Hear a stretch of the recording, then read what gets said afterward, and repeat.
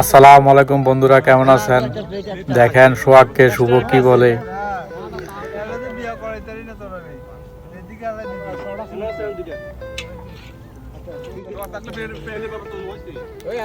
এই যে দেখেন আমাদের শাহিদার আবুল কালাম খুব সুন্দরভাবে পরিবেশন করতে আছে, সবাইকে সম পরিমাণে সমান ভাগ করে দিতে আছে সবার প্লেটে প্লেটে।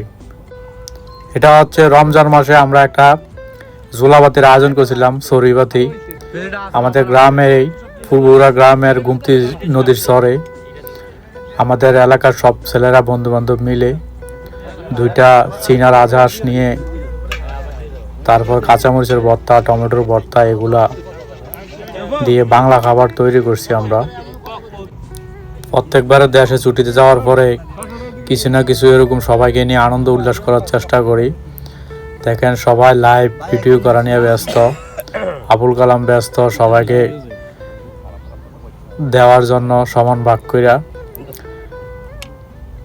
এই যে আমাদের মালদ্বীপ প্রবাসী বাবু, এই যে রবিন বেটকি দিয়ে রয়েছে, রায়হান, ইল্লাল ভাই, শুভ, সজীব, সোহাগ।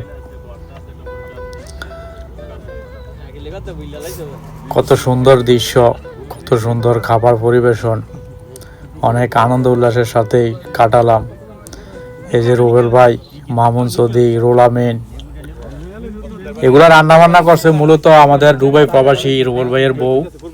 রান্নাগুলো অনেক মজা হয়েছিল, অনেক স্বাদ হয়েছিল, সবাই একদম খাইয়ে শেষ করে দিয়েছে।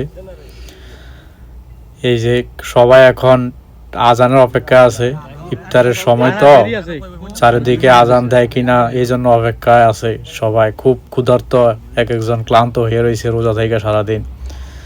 এই যে আমার চাচা রিফন আজানের অপেক্ষায়। এই যে আমি খাবারগুলো অনেক সুন্দর হয়েছিল, ছোট বড় সবাই মিল করে সুন্দরভাবে খাইছিলাম। এরকম অনেক পার্টি করছি এবার দেশে ছুটিতে গিয়া, খুব আনন্দের সাথে। এই সময়গুলো আর কোনোদিন পাবো কিনা জানি না জীবনে, আর এই সময় আসবো কিনা। সবাই এখন কর্ম নিয়ে ব্যস্ত।